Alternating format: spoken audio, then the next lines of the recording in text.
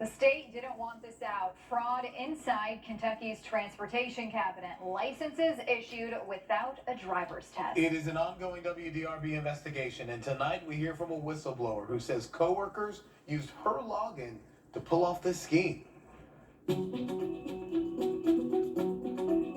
Employees were being paid underneath the table. They say sometimes I need to let my supervisor know about it. truth hurts. Did you ever think that this would cost you your job? No. And for Melissa Mormon, I was angry for a long time. this is one of those. It hurts me that I'm talking about this and I actually like where I was working at. Times. I came into the office that day, my computer was shut down, I was told to go to the front door. Detectives came in, they interviewed me, that was it. Mormon says she was fired 3 months after she sent this letter to the Kentucky Transportation Cabinet, blowing the whistle that workers at the NIA Center licensing branch were selling driver's licenses under the table to people who never took the driver's test. Undocumented workers. How did it work? What was going on? The undocumented workers would come into the office in groups. They would provide them either permits or driver's license illegally. So they were bypassed without even taking the test. How much? $200 a person.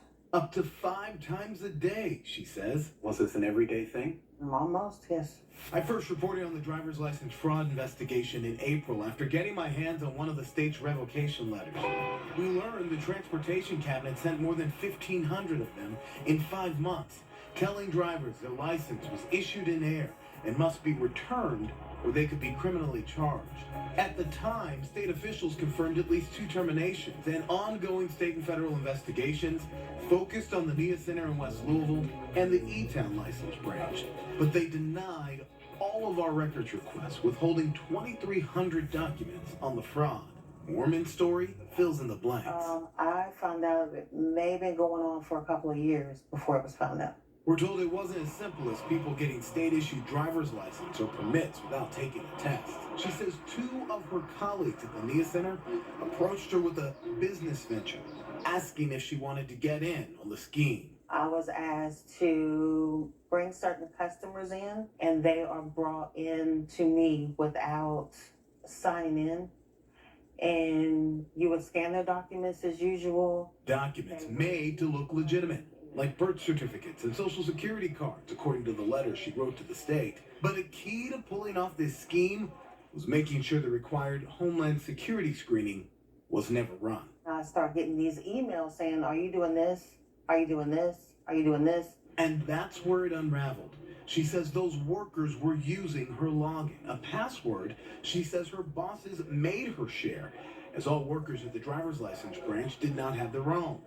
Mormon was training to be a supervisor. I'm not even at my desk because I'm doing various duties, or I'm not there for the day. So, things start kind of coming together. I'm like, what's going on?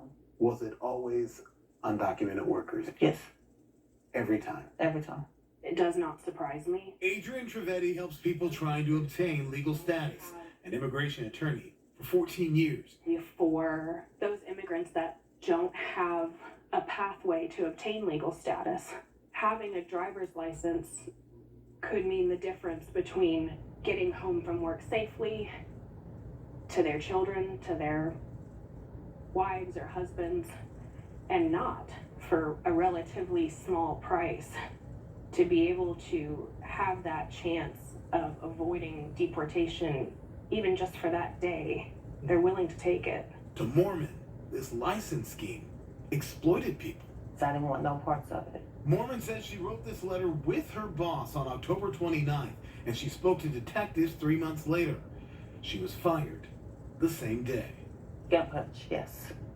Very hard gut punch. She was 2 years and 3 months onto the job, but she didn't technically work for the state. Mormon was a contractor for Quantum, a staffing agency that Kentucky hired to help fill positions in driver's license branches when they took licensing away from the county clerks. Please record your message. When you have finished recording, you may hang up.